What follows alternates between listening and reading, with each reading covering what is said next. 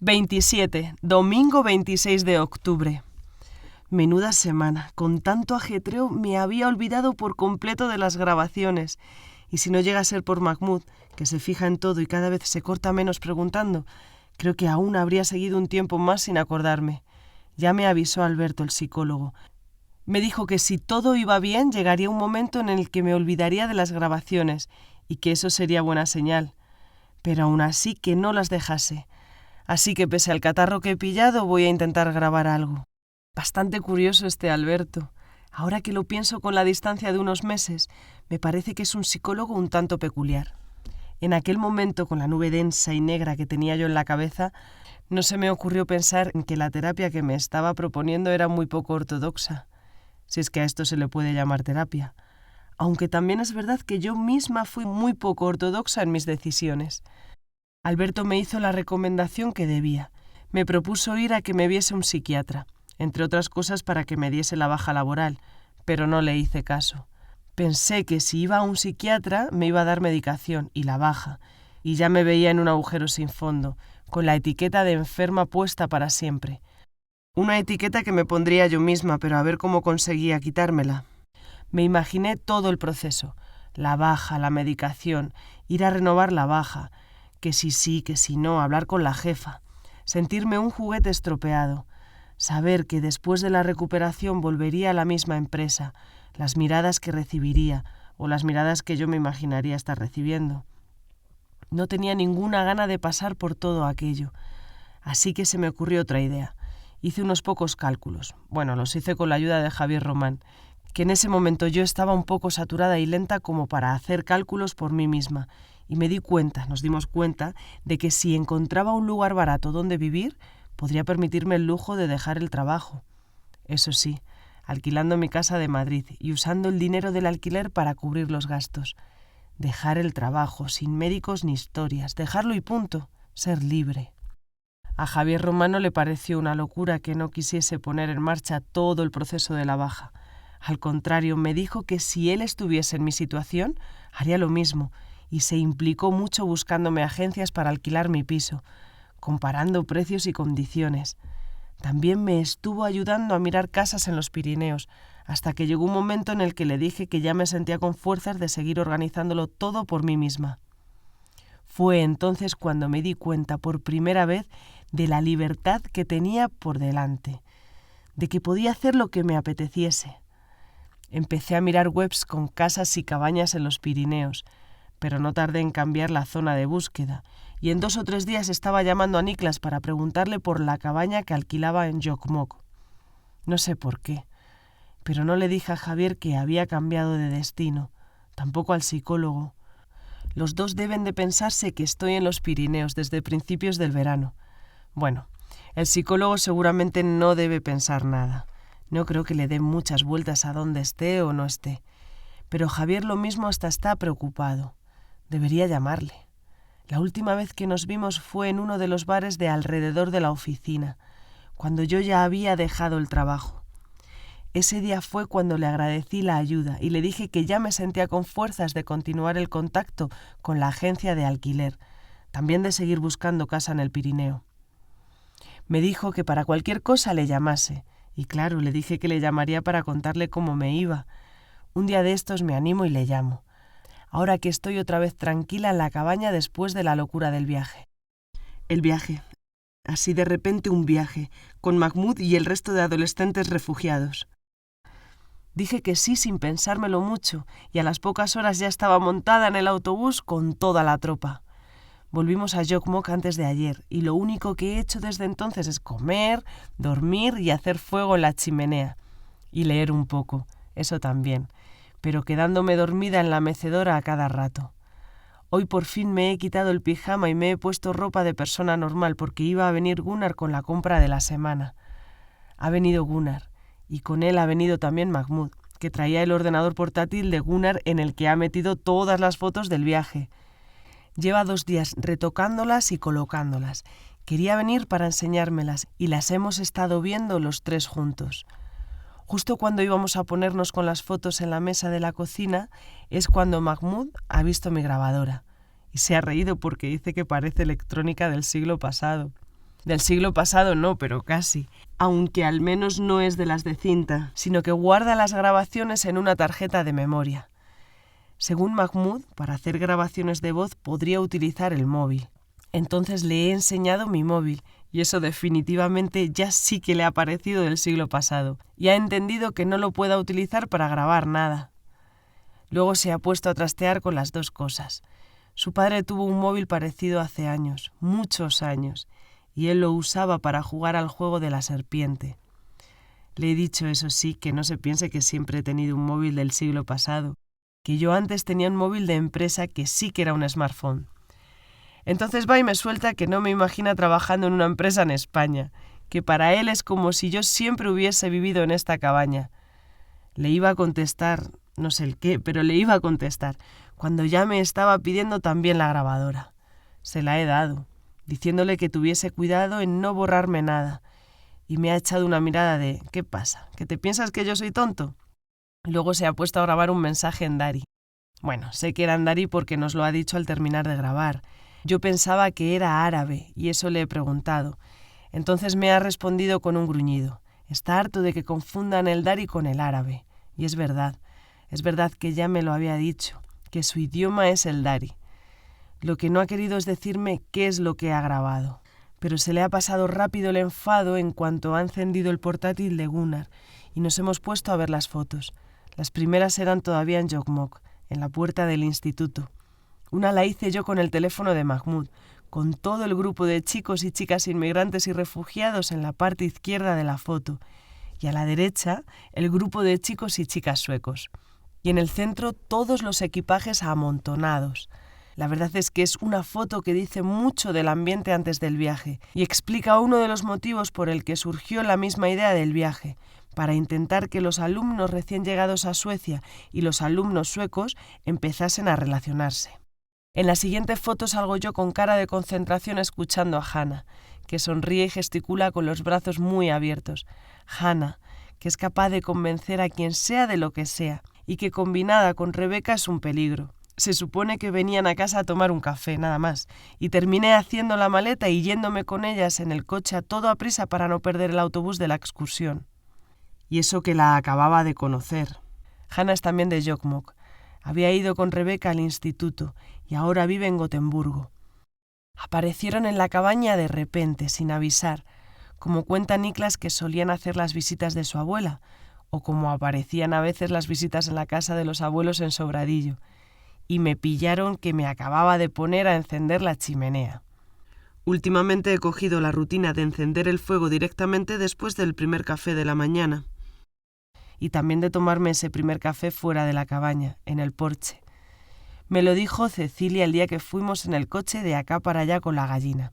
Al traerme a casa, la invité a tomar un café y nos sentamos en el porche, y me dijo que ella hace eso todas las mañanas, tomarse un café al aire libre, que es la mejor manera de empezar el día, aunque haga frío. Haciendo eso nunca se constipa, y desde entonces me tomo el primer café en el porche. Y luego enciendo la chimenea y empiezo a preparar el desayuno que le he copiado a Gunnar, la papilla de avena, el zumo de naranja, las tostadas, el segundo café. Cuando llegaron Rebeca y Hannah, no me había dado tiempo a tanto, apenas me había tomado el café del porche y acababa de conseguir que prendiese el fuego en la chimenea, así que las invité a desayunar conmigo. Hannah llevaba ya en Jokkmokk un par de días visitando a sus padres. Había venido con un poco de margen para poder pasar a saludarlos, pero el motivo del viaje era otro. Desde hace un par de años está muy implicada en una organización, en plan una ONG, que se dedica a apoyar a los sin papeles que viven en Suecia. Normalmente ya tiene suficiente con el millón de cosas por hacer que tienen en el grupo local de Gotemburgo, pero al ser de Jokkmokk también está enterada de las cosas que pasan por aquí, como por ejemplo los planes de este viaje. La idea le pareció tan buena que quería venir a ver qué tal resultaba en la práctica, con la intención de hacer algo parecido en Gotemburgo. Luego, en cuanto se puso en contacto con una de las profesoras que lo estaban organizando, le dijeron que andaban un poco escasos de adultos en el viaje, y Hannah no tardó en dejarse convencer. El viaje tampoco es que fuese una cosa nunca vista. Se trataba de un viaje de estudios de una semana con el que iban a visitar diferentes pueblos y ciudades de la zona, entendiendo por la zona un área de una extensión enorme, lo típico aquí al norte de Suecia, que el pueblo de al lado está a 200 kilómetros. También iban a cruzar a Noruega y Finlandia y visitar algunos museos, parques naturales, hamburgueserías, centros comerciales, cosas típicas de los viajes de estudios. Se iban a quedar a dormir en las salas de gimnasia de institutos, con esterillas y sacos. Lo que sí que era un experimento, al menos en Jokkmokk, era lo de hacer un viaje conjunto con los alumnos del programa especial de introducción para extranjeros y los alumnos suecos. Y es que los dos grupos de alumnos, los suecos y los recién llegados, iban al mismo instituto y se veían todos los días en los recreos y a la entrada y la salida de las clases, pero apenas hablaban entre ellos. Así que ese era el motivo principal del viaje: pasar unos días juntos y conseguir que empezasen a relacionarse entre ellos. Bueno, y conocer la zona, sobre todo para los recién llegados, que a muchos les habían traído en autobús directo desde Luleå y la mayoría no habían visto mucho más. Igual que yo, que Niklas me había traído en coche desde Luleå hace ya casi 4 meses, y en todo ese tiempo apenas había visto nada más. Fue a hacer ese comentario casi sin querer y al momento siguiente ya tenía a Hanna insistiéndome en que me apuntase al viaje, que era una oportunidad estupenda, que así aprovecharía para conocer la zona y que a ellos no les vendría nada mal la ayuda de un adulto más.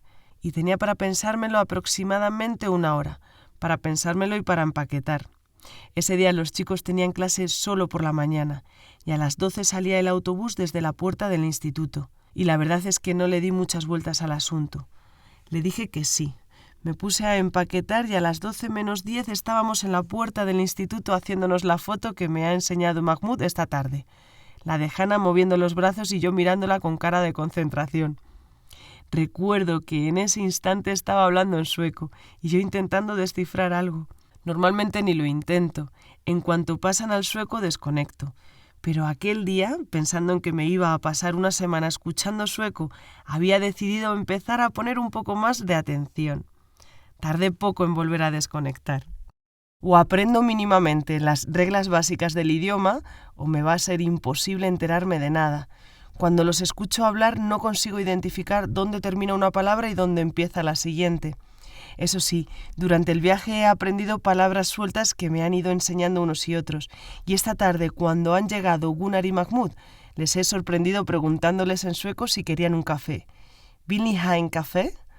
Entre los tres nos hemos bebido una cafetera entera, y la mitad de la segunda, Mahmoud, Gunnar y yo. Las fotos no se acababan nunca, y yo iba sacando más y más cosas para picar, en plan la abuela cuando venían las visitas. Primero unas galletas para tomar con el café. Después, según pasaba el tiempo, he sacado el pan con el queso y el pepino.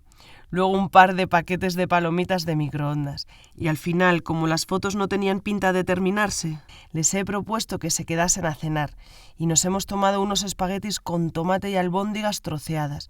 De esas precocinadas que siempre me trae Gunnar. Apunte mental. Proponerle a Gunnar ir a la compra con él algún domingo de estos.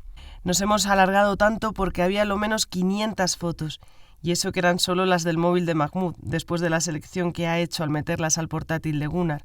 Pero yo no sé qué entiende este chico por selección. Tenía como mínimo 50 fotos de cada día. Lo comparo con el viaje de fin de curso al terminar 8º de EGB. 3 días en Barcelona y 2 en Valencia. Me acababan de regalar una cámara de fotos por mi cumpleaños, y me la llevé al viaje con un carrete de 36. Lo más de lo más, y de las 36 saldrían como mucho 10 aceptables. Esa era mi media. A las otras les faltaría luz, o les sobraría, o se me habría disparado la cámara sin querer con el objetivo apuntando al suelo. Pero aunque la tecnología fuese del siglo pasado, mi viaje de fin de curso en lo fundamental se pareció bastante a este. Un montón de adolescentes metidos en un autobús con las hormonas revolucionadas. O si no, que se lo preguntasen a Mahmoud, que desde el 3er día de viaje no se separó de Magda, una de las alumnas del grupo de los suecos. Yo ya me había fijado en ella, en Magda, y otra de las chicas, Anna-Kaisa, que hablaban entre ellas un idioma diferente al resto. Y me hizo ilusión darme cuenta y notar esa diferencia. No sabré nada de sueco, pero por lo menos ya empiezo a identificar cuándo lo que oigo no es sueco. Íbamos en el autobús y le pregunté a Hannah si las chicas que llevábamos sentadas detrás de nosotras estaban hablando finés o qué, y me dijo que lo que estaban hablando era sami. Resultó que había más samis en el grupo, pero según me contó Magda luego, Anna-Kaisa y ella eran las únicas que preferían hablar sami a hablar sueco, y lo hacían siempre que podían, al menos al principio del viaje, porque después de la fiesta en Kovel, la tercera noche Mahmoud y Magda apenas se despegaron, y lo que hablaban entre ellos era una mezcla de sueco, inglés y besos. Los únicos momentos en los que no estaban juntos era por obligación, como por ejemplo cuando los profesores del viaje pedían a todos que se cambiasen de sitio. Entonces el conductor paraba el autobús. Los profesores reorganizaban quién se sentaba con quién y lanzaban una pregunta para que la discutiesen de dos en dos, cada uno con su nuevo compañero de asiento. Procuraban que se mezclasen los alumnos suecos con los alumnos extranjeros, pero no siempre, porque también ponían juntos a suecos con suecos y a extranjeros con extranjeros.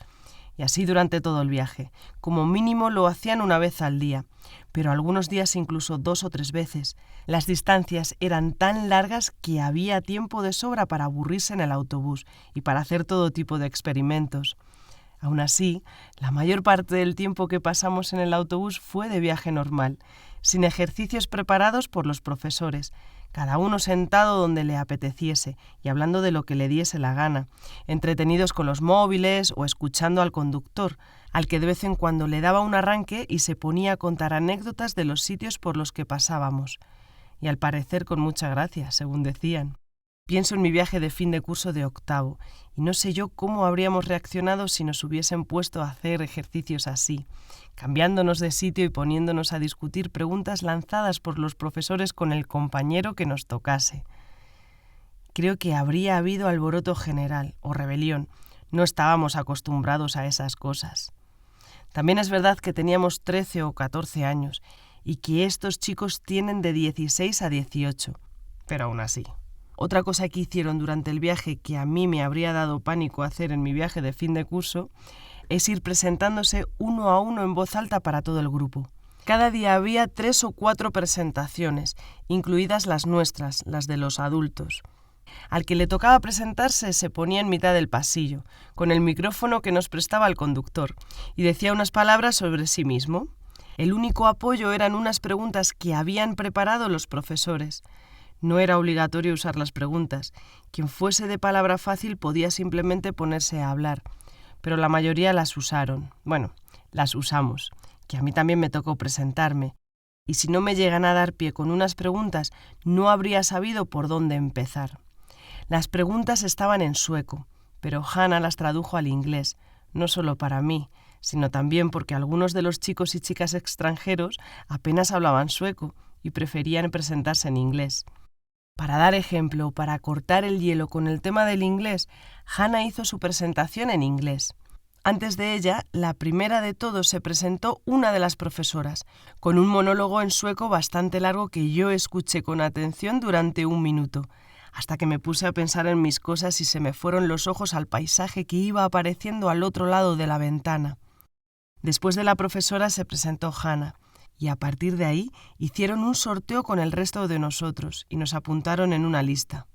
A mí me tocaría presentarme otro día en mitad del viaje. No tenía ni idea de qué es lo que les iba a contar, y escuchar la presentación de Hannah tampoco me ayudó mucho, porque nuestras vidas eran como la noche y el día. Mientras la escuchaba estuve dando vueltas al asunto y no sacaba nada en claro. ¿Les hablaría de mi antiguo trabajo en Madrid? Pero ¿cómo les iba a interesar eso a ellos si me aburría hasta a mí? Mejor hablarles de lo que estoy haciendo ahora en Jokkmokk. ¿Pero qué es lo que estoy haciendo en Jokkmokk? 3 o 4 presentaciones al día, alternadas con ratos para desconectar y charlar de cualquier cosa. Y luego ejercicios de esos en los que ponían a los alumnos de 2 en 2 a discutir sobre los temas que les daban. Dicho así, parece como si viviésemos en el autobús. Pues más o menos, porque las distancias eran larguísimas. En mi caso me he hartado de mirar por la ventanilla y he visto cosas que nunca había visto antes, paisajes sacados de películas de magos, troles y elfos. Primero fuimos hacia el sur, de Jokkmokk a Aurigbluk, un municipio aún más despoblado que Jokkmokk y con el centro del pueblo encajado como parte de magia entre dos lagos. Y de Aurich cogimos una carretera más pequeña hacia las montañas, hacia Noruega. Una carretera que se iba acercando y alejando a un río muy ancho, que de repente podía parecer un lago, y que, según decían, ahora llevaba poca agua comparado con la época del deshielo en mayo y en junio. Se me iban llenando los ojos de paisaje, árboles, más árboles, agua, un claro en el bosque, montañas, unos renos atravesando la carretera, un puente, más montañas. Tengo la cabeza llena de imágenes, de momentos. De repente me viene a la mente la cara de Hamed, uno de los chicos afganos. Hamed, en mitad del pasillo, presentándose al grupo.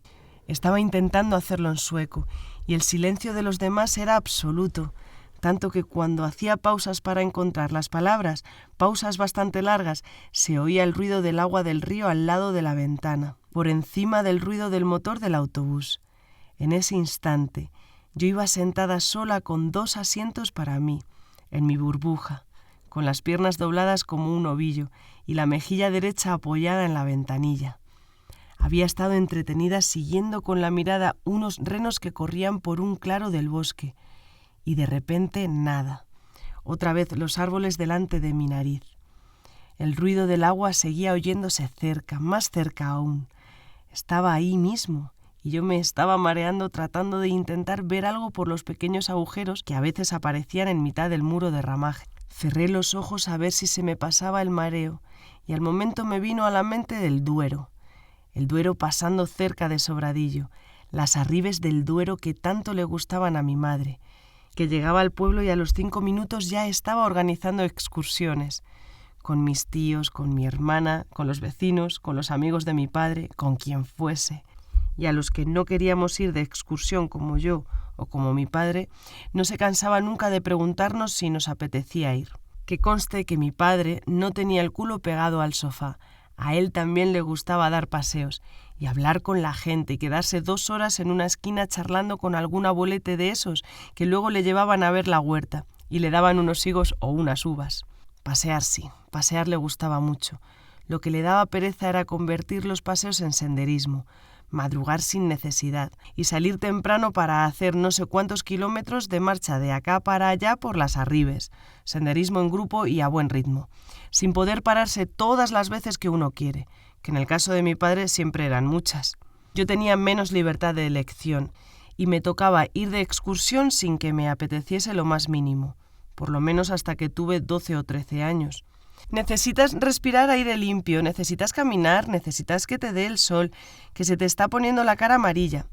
Cosas así me decía mi madre. Ella, que se había criado en Chamberí y no puso un pie en el campo hasta que no fue mayor de edad, aunque decía que se pasaba el día en la calle, y seguramente sería verdad. Decía que Madrid en esa época era como un pueblo grande, que había huertas y cuadras con ganado, y que con la bicicleta enseguida estaba una en las afueras, al otro lado de la dehesa de la villa, y que eso era como estar en el campo. No sé, tendría yo que ver ese campo madrileño. Pero seguro que no la sacaban de la cama para preparar la mochila con los bocadillos y la cantimplora, y la ponían a caminar 5 horas con un grupo de adultos que no paraban de hablar de cosas aburridas y de repetir lo bien que se estaba en el campo. El sonido del río que bajaba de Noruega a Aurich de repente se había convertido para mí en el sonido del Duero. Además, el sonido del Duero en un día en concreto. Un día en el que el río bajaba con mucha fuerza y en el que nosotras estábamos caminando por una de las sendas más cercanas al río, por el lado de Portugal. Aquel día no se me olvidará nunca, porque vimos a un buitre comiéndose una nutria en mitad del camino. Era la primera vez que veía a un buitre en acción, la primera y la última, y este buitre no parecía tenernos ningún miedo, porque no se apartaba ni del camino ni de la nutria. Uno de los amigos de mi madre iba con una cámara de vídeo, de esas enormes de principios de los 90, y se empeñó en que quería grabarlo. Mi madre nos preguntó a mi hermana y a mí si nos importaba esperar, o si nos daba miedo el buitre, y le dijimos que no nos daba miedo. Y creo que para demostrarnos la una a la otra que era verdad lo que habíamos dicho, estuvimos mirando al buitre hasta el final, hasta que no dejó más que los huesos de la nutria. Cuando terminó de comer nos miró fijamente. Se marchó de allí volando y cruzó el río hacia España. Esa imagen, la del buitre rebañando metódicamente los huesos de la nutria, se me quedó grabada, y en los meses siguientes se me venía de repente a la cabeza. Pero no porque me diese miedo, simplemente pasaba que en el momento menos pensado me ponía a pensar en el buitre comiéndose a la nutria. Incluso escribí un cuento en el colegio contando una historia parecida. Una composición, como las llamaba nuestro profesor. Hoy vais a escribir una composición de mínimo un folio y máximo 3, de tema libre. No os olvidéis de poner el nombre y la fecha arriba a la derecha, y el título de la composición en el centro y con mayúsculas. No la podéis escribir con lápiz. Este año ya todo con bolígrafo. Y nada de típex. Si os equivocáis, tacháis la palabra con una línea fina. Tenéis 1 hora para escribir. Si a alguien no se le ocurre sobre qué escribir, que venga a hablar conmigo. Alto ahí. Como mínimo 5 minutos pensando en un tema por vuestra cuenta antes de venir a que yo os dé una idea. Yo solía ser de las que se pasaban 5 minutos sudando y pensando a ver si se me ocurría un tema, y luego me acercaba discretamente a la mesa del profesor a pedir ayuda. La única vez que se me ocurrió algo original fue gracias al buitre y la nutria.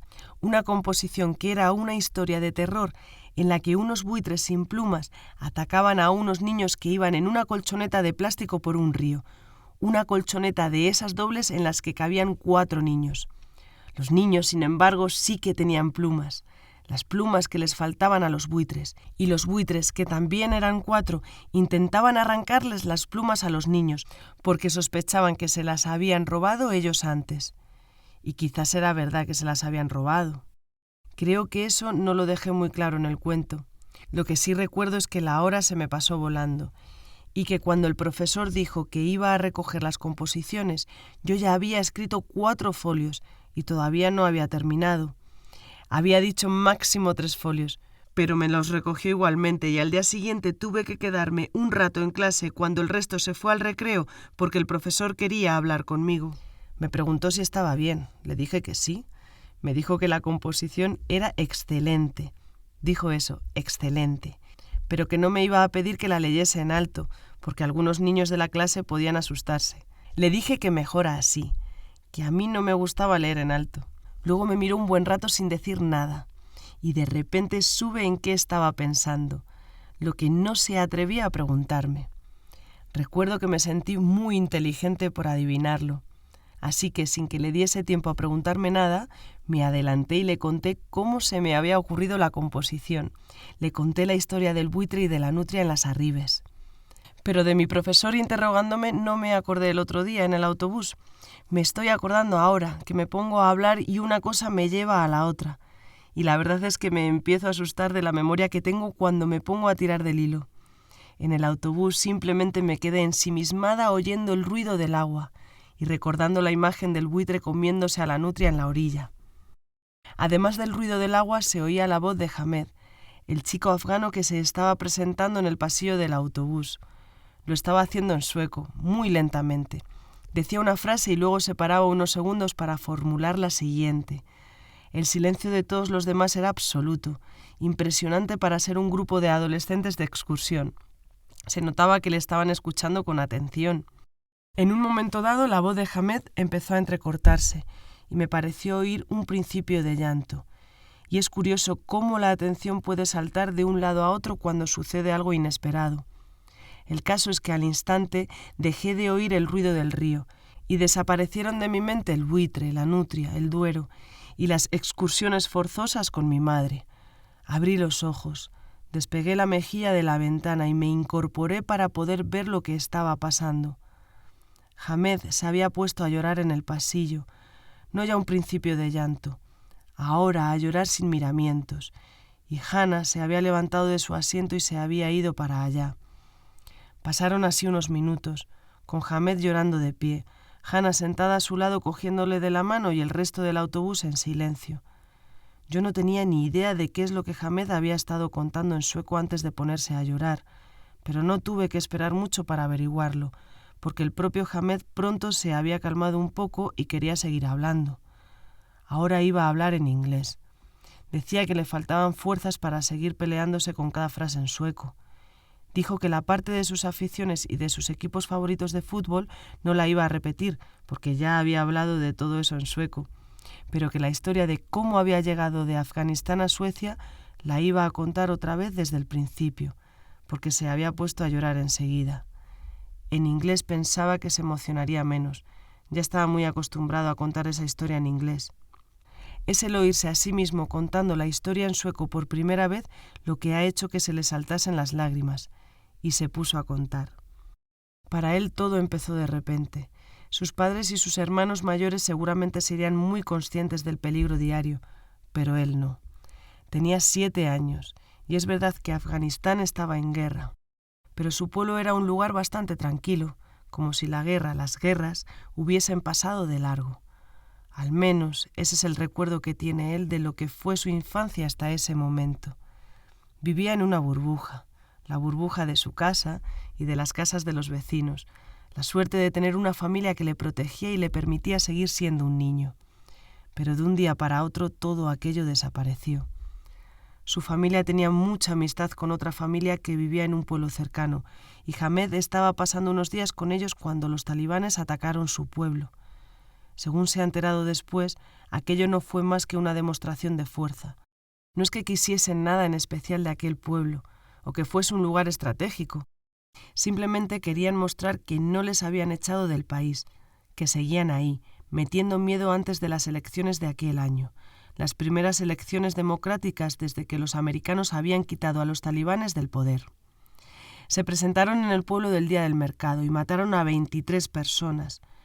Primero, a los 2 policías que solían venir los días del mercado, y después siguieron con la gente que había alrededor de ellos en la plaza, entre ellos los padres de Hamed y sus 2 hermanos mayores, sus 2 únicos hermanos.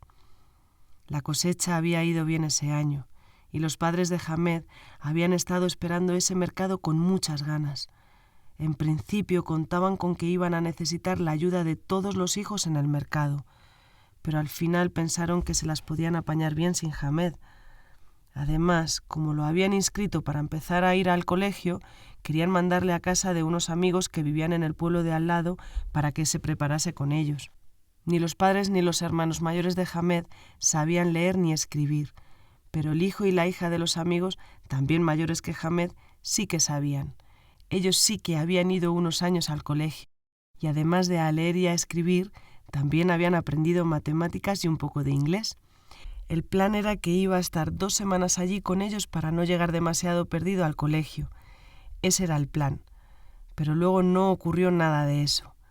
Hamed no llevaba allí ni 2 días cuando los talibanes mataron a sus padres y a sus 2 hermanos en el ataque al mercado. Él guarda un recuerdo muy borroso de aquellos días. Los amigos de sus padres intentaron contactar con los 2 únicos tíos de Hamed, que habían emigrado a Irán hace años. No lo consiguieron. Se quedaría con ellos, como un hijo más, y se iría con ellos a Pakistán ahora que habían decidido emigrar ellos también.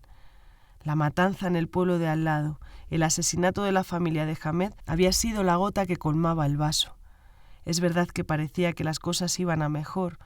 Los talibanes ya no seguían en el poder, y dentro de poco se iban a celebrar elecciones, pero todavía ocurría que unos asesinos podían plantarse en mitad de un pueblo y matar a 23 personas impunemente. Había gente que ya se había acostumbrado a que esas cosas podían pasar en cualquier momento. Ellos mismos se habían acostumbrado, pero por otro lado no se querían acostumbrar. Querían vivir en un país donde no los matasen, tener un mínimo de tranquilidad. Pakistán no era el país más estable del mundo, ni el más seguro, pero era un comienzo. Y luego ya verían cómo seguían las cosas por Afganistán, si podían volver o si en cambio decidían marcharse más lejos, por ejemplo a Estados Unidos, donde tenían unos familiares. Hamed, de pie en el pasillo del autobús, nos contaba todo esto mientras miraba por la ventanilla. Daba la impresión de no querer que se le cruzase la mirada con ninguno de nosotros para no ponerse otra vez a llorar. El viaje de Afganistán a Pakistán lo hicieron en varias etapas. Primero en autobús, luego un tramo caminando y al final una última etapa en camioneta hasta llegar a Peshawar. Por el camino, Hamed se entretenía resolviendo problemas de matemáticas, es decir, aprendiendo a sumar. En Peshawar se quedaron en casa de unos parientes de su familia de acogida que habían emigrado unos años antes, gente muy hospitalaria, que por eso mismo, por hospitalaria, tenían la casa abarrotada, pero donde caben 20, caben 25. En esta parte del relato de Hamed me despisté. Me puse a pensar en mi abuelo materno, el de Madrid, en las batallitas que contaba de la guerra civil y en lo de vivir ciento y la madre en un piso de 3 habitaciones. Pero nunca faltaron lentejas en el plato. Las lentejas siempre fueron muy importantes para mi abuelo. Pues eso, que perdí el hilo del relato y cuando quise darme cuenta, Hamed ya no estaba hablando de esa casa con la gente tan hospitalaria, ni de la familia de amigos de sus padres que en principio le habían acogido como a un hijo más. Algo debió de pasar, porque ahora nos estaba hablando de la temporada que pasó trabajando en una obra en Pakistán. Un grupo de niños afganos trabajaba allí clandestinamente, y él era el más pequeño, tenía 9 años. Los trataban mal, trabajaban los 7 días de la semana y su único sueldo es que les diesen de comer y un lugar para dormir. Pero la comida era poca, y el sitio donde vivían olía mal y se veían ratas. Hamed se escapó de allí, se fue a la otra punta de la ciudad y a los pocos días consiguió trabajo en un taller de alfombras. Un hombre le había visto por la calle y le preguntó si quería trabajar con él. Tenía pinta de buena persona, así que le dijo que sí. Caminaron por unos cuantos callejones y llegaron a un taller donde había ya otros 4 niños trabajando. Tenían buena cara y sonreían. Eso era buena señal. El acuerdo era el mismo que en el trabajo de la obra, trabajar a cambio de comida y alojamiento, pero aquí eran 5 niños trabajando en lugar de 20 y no vivían en un almacén destartalado, sino en la casa del dueño del taller. En el piso de abajo vivían él y su hermana, una señora que estaba paralítica de las piernas y que se movía por la casa en una silla de ruedas. Los niños afganos vivían en el piso de arriba. No solo es que durmiesen en la casa, sino que también comían allí, con ellos, con el dueño del taller y con la hermana, a la que llamaban la tía, que se pasaba la mitad del día en la cocina y cocinaba muy bien. La otra mitad del día se la pasaban en el estudio, un cuarto lleno de libros con una ventana hacia el patio por la que Hamed podía ver cómo la señora no se movía del sillón en toda la tarde. Un sillón de esos con respaldo alto y con una butaca baja delante para poner los pies, como la que tengo aquí en la cabaña para poner los pies cuando me siento en la mecedora. Que, por cierto, como no paro de hablar, me voy a mudar de la silla de la cocina a la mecedora y así estoy más cómoda. A ver, que pierdo el hilo. El reposapiés, la tía, Hamed, el taller. Sí, el taller estaba al otro lado del patio y por la ventana se podía hablar, a voces, con los que estaban dentro de la casa. Por ejemplo, cuando la tía les avisaba de que estaba lista la comida o cuando por la tarde se terminaba el libro que estaba leyendo y llamaba a los niños para que alguno de ellos fuese a bajarle otro libro de la estantería. Ella se podía mover, tenía las piernas atrofiadas por la polio, pero unos brazos más fuertes que los de todos los niños juntos. Así que iba al baño sola, entraba y salía de la cama sin problemas, y era ella la que se trasladaba de la cocina al estudio y de la silla de ruedas al sillón. Pero ya, una vez instalada en el sillón, decía que le entraba el cansancio, no por la polio, sino por los años que tenía encima. Se sentaba en el sillón y ya no quería moverse más en todo el día. Por eso los llamaba para que le trajesen este o aquel libro, o para que a última hora de la tarde le llevasen al estudio un cuenco con frutas y una tetera con té verde y azúcar, que es lo único que cenaba. Ellos, sin embargo, los 5 niños y el dueño del taller, sí que cenaban en condiciones, pero la cena solía ser lo que había sobrado de la comida, y así la tía no tenía que preparar nada más. Lo rebañaban todo, y al terminar de cenar uno de ellos se quedaba recogiendo la cocina, y el resto podían hacer lo que quisiesen. Y lo mismo pasaba el día libre que tenían a la semana, que podían hacer lo que quisiesen. Esa era otra diferencia grande con el trabajo en la obra, que aquí por lo menos tenían un día libre y les sacaban mucho partido. Salían y entraban, conocían a otros niños afganos que vivían por la zona, también algunos pakistaníes, y siempre que podían jugaban al fútbol. El dueño del taller les consiguió unas camisetas del Manchester United, falsas pero de su talla, y salían los 5 de la casa con las camisetas puestas como si fuesen un equipo de verdad, cada uno con un número diferente en la espalda. Otra cosa que hacían bastante, sobre todo Hamed y otro de los niños, era quedarse en casa con la tía, tanto en el rato de después de la cena como en el día libre. La tía era, en palabras de Hamed, la persona que más cosas sabía del mundo, y además le gustaba enseñar lo que sabía. El primer día que Hamed entró a trabajar en el taller de alfombras, la tía le dijo que por culpa de estar trabajando no podía ir a la escuela, pero que si él quería, ella se podía encargar de enseñarle las cosas que le habrían enseñado en la escuela. No todas, eso seguro que no, pero al menos muchas de ellas, e incluso ciertas cosas que seguramente no le habrían enseñado en ninguna escuela. Del nombre del otro niño no me acuerdo ahora, aunque Hamed lo mencionó varias veces, y tampoco recuerdo el nombre del dueño del taller. Bueno, es igual. El caso es que Hamed y el otro niño iban casi todas las tardes al cuarto de la tía, a que les diese clases, sobre todo de idiomas y de matemáticas. Y también de historia. Pero lo de la historia no eran clases organizadas, sino que ella simplemente les iba contando cosas. El idioma materno de la tía era el mismo que el suyo, el pastún, aunque eran dialectos diferentes, el uno de Afganistán y el otro de Pakistán, así que las clases las daba en pastún, pero una de las primeras cosas que la tía les dijo es que tenían que elegir qué idiomas querían aprender. Ella consideraba que teniendo la edad que tenían, Hamed acababa de cumplir 8 años y el otro niño era un año mayor, podían ser capaces de aprender 2 idiomas nuevos a la vez. Más ya sería demasiado. Y les dio a elegir entre inglés, francés, árabe, urdu o hindi. Ella los hablaba todos. Elegir los idiomas no fue cosa fácil, tardaron varios días, y esas fueron las primeras clases de historia y geografía que les dio. En lo más alto de la estantería de la tía estaban los atlas y los mapas. Hamed se subió a la escalera y los bajó todos a la mesa grande, que ocupaba medio estudio y que estaba siempre llena de libros y de papeles. Despejaron la mesa poniéndolo todo en un par de montones en el suelo y extendieron los mapas. Para poder elegir idioma, primero tenían que enterarse un poco de qué idiomas se hablaban en los diferentes países. Y antes de eso, empezar por aprender cuáles eran los diferentes países y dónde estaban situados. Hamed apenas había aprendido a leer y escribir su idioma con la familia de amigos de sus padres, con la que había emigrado de Afganistán a Pakistán. Y no le había dado tiempo a aprender mucho. 4 cosas. Y mapas había visto pocos en su vida.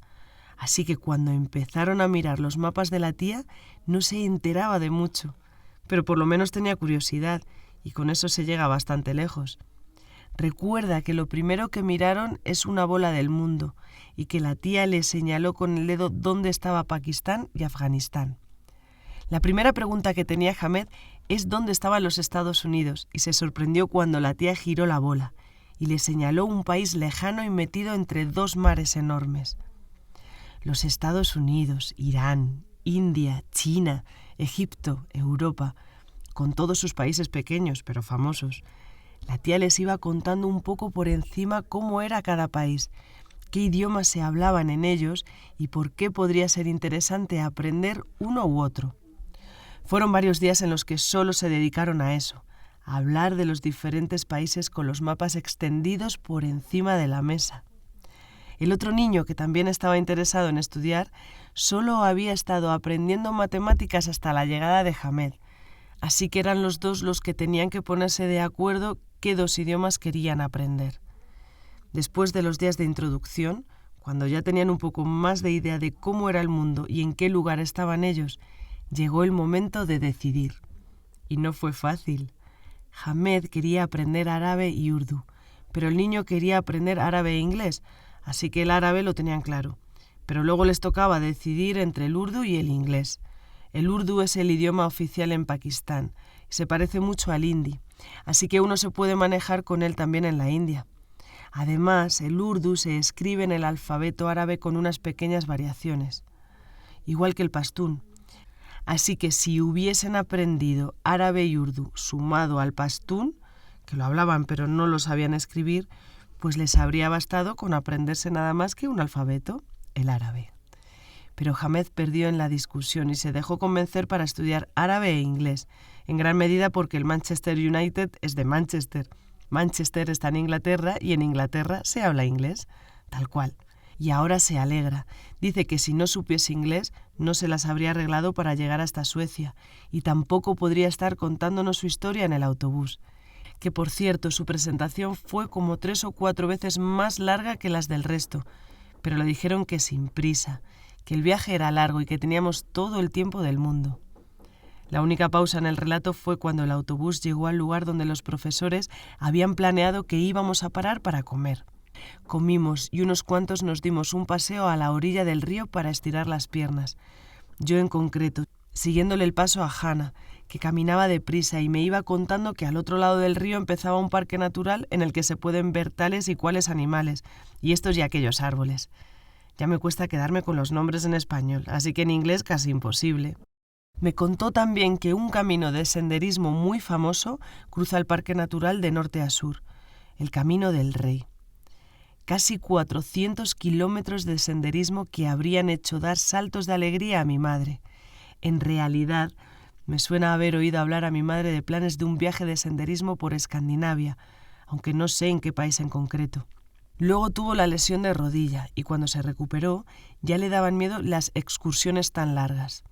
Mi madre y el senderismo. Estos paisajes la habrían vuelto loca. A lo tonto habíamos caminado bastante, se nos había hecho un poco más tarde y teníamos que regresar para montarnos otra vez en el autobús y continuar el viaje. En un rato cruzaríamos a Noruega y esa noche dormiríamos en Lenselva, un pueblo cerca de la frontera con Suecia.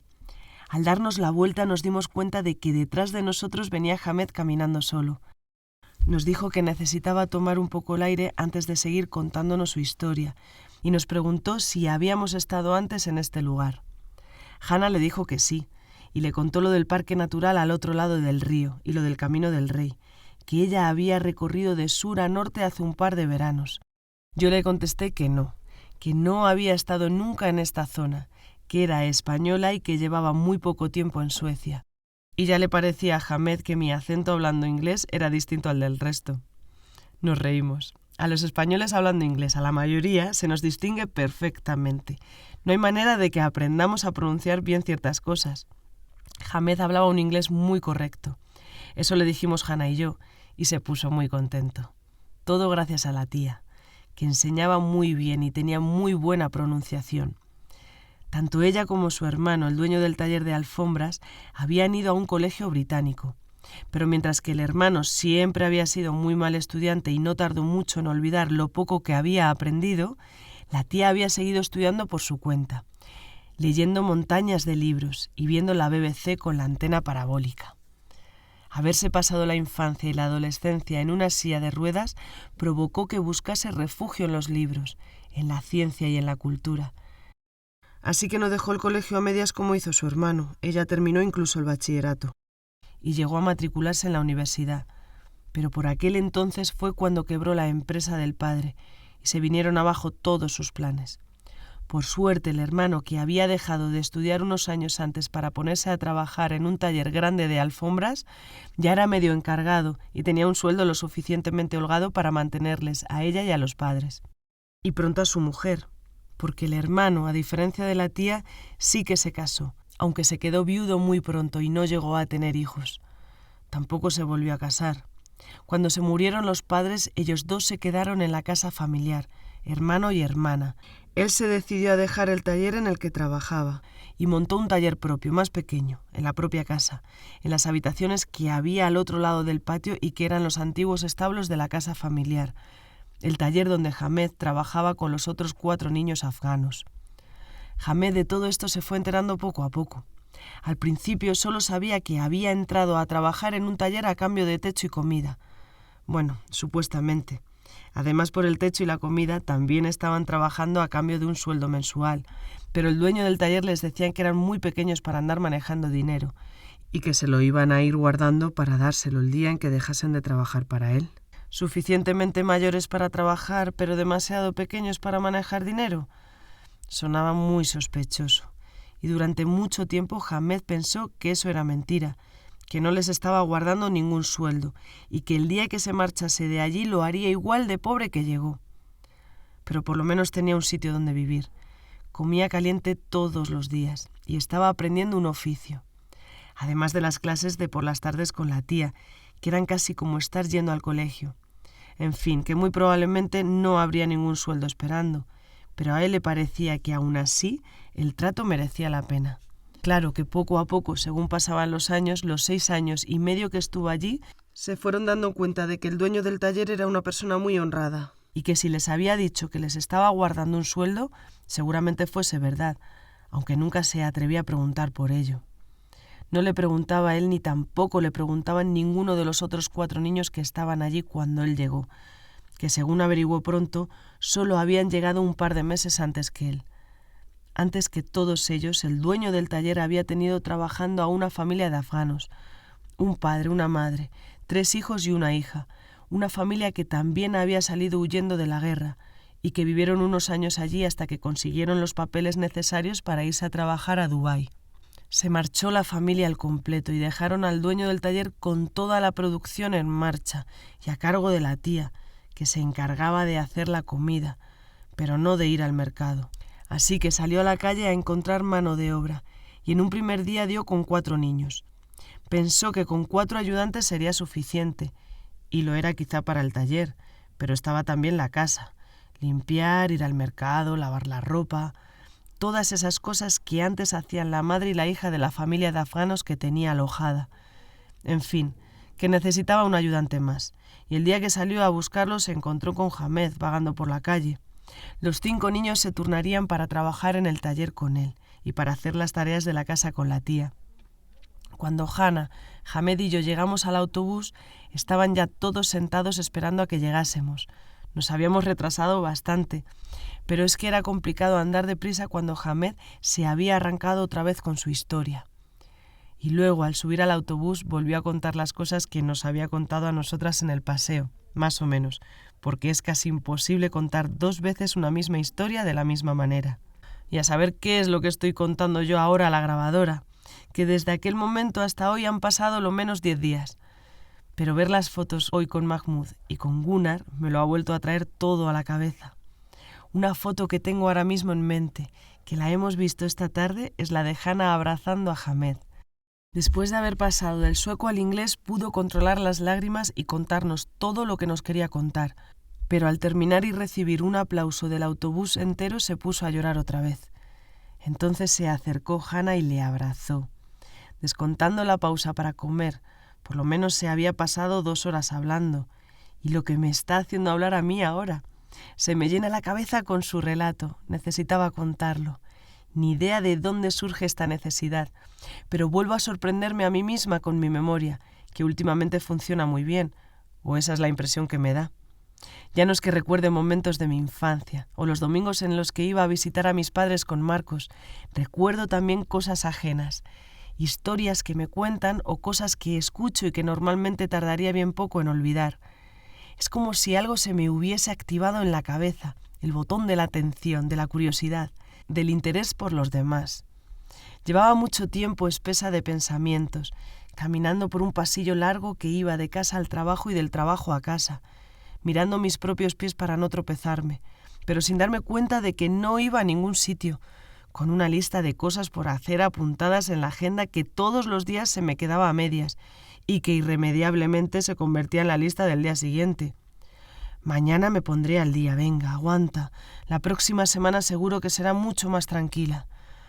Todos mis pensamientos ocupados en llegar de un día al siguiente, de una semana a la siguiente, sin espacio para nada más. Es muy fuerte, pero lo pienso un poco y me doy cuenta de que no recuerdo nada de lo que me ha pasado en los últimos años. Nada. Me lo pregunto abiertamente. ¿Me ha pasado algo en los últimos 2 o 3 años? Ningún viaje. Ninguna cena con amigos, ninguna película en el cine. Y no sé, quizás algo sí que he hecho, pero lo que pasa es que no soy capaz de recordarlo, como si hubiese vivido con el piloto automático puesto. Recuerdo, eso sí, la oficina, mi cubículo. Recuerdo también el gimnasio al que iba casi todas las tardes. Recuerdo la M30 atascada. Pronto va a hacer 5 años desde el accidente de mis padres. ¿Y de que me dejase Marcos cuánto? ¿2 años? ¿3? Pero la niebla de mi frente se va disipando y de repente me encuentro que estoy viviendo en Laponia, en Sápmi, que no sé hasta cuándo, y que todas las cosas que me suceden o las cosas que me cuentan se me quedan grabadas en la memoria, sin piloto automático, como si las viviese de verdad. Y quizás no es tan extraño, quizás de eso se trata vivir, de estar atenta a las cosas que le suceden a una. Lo que no tiene sentido es lo que hacía antes, lo de ir saltando de un día al siguiente, teniendo la sensación de no estar participando en nada de lo que me ocurría. Por ejemplo, Gunnar y Mahmoud se han pasado aquí la tarde y ni por un momento he pensado en que se estaban quedando mucho rato, seguramente porque no tenía ninguna lista de tareas para realizar en el día. Han llegado cuando han llegado y se han ido cuando se han ido, y ya está. Vale que esto es seguramente excepcional, quiero decir, que en algún momento volveré a la vida activa y mis listas de tareas. ¿Volveré? Es decirlo en voz alta y me entra la duda. ¿A dónde volveré? ¿A un trabajo como el que tenía? De momento sigo sin ganas de pensar en todo eso, y lo que me apetece es pasar aquí el invierno. Veo la nieve que está cayendo al otro lado de la ventana, y lo único que querría es salir de aquí. No quiero ni moverme de la mecedora. Pero me voy a mover. Me voy a preparar una leche con colacao, con el colacao de aquí, que no se llama colacao, sino oboy. Y voy a poner el siguiente de los discos de Pink Floyd. A ver que mire por cuál voy.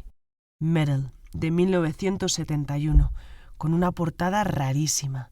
El anterior, el de la vaca, me gustó mucho. Sigo con Hamed en la cabeza, con su historia, y habría estado bien seguir contándola, pero estoy un poco cansada de oírme. A lo mejor dentro de muchos años, cuando me ponga a escuchar estas grabaciones, si es que me pongo, me enfadaré conmigo misma por no haber sido más disciplinada, por ponerme a contar algo y dejarlo a la mitad, por no haber hablado más del viaje, no solo de la historia de Hamed, sino también de las Lofoten, las islas Lofoten. ¡Qué lugar! Quiero volver ahí, más pronto que tarde y más días, por lo menos una semana.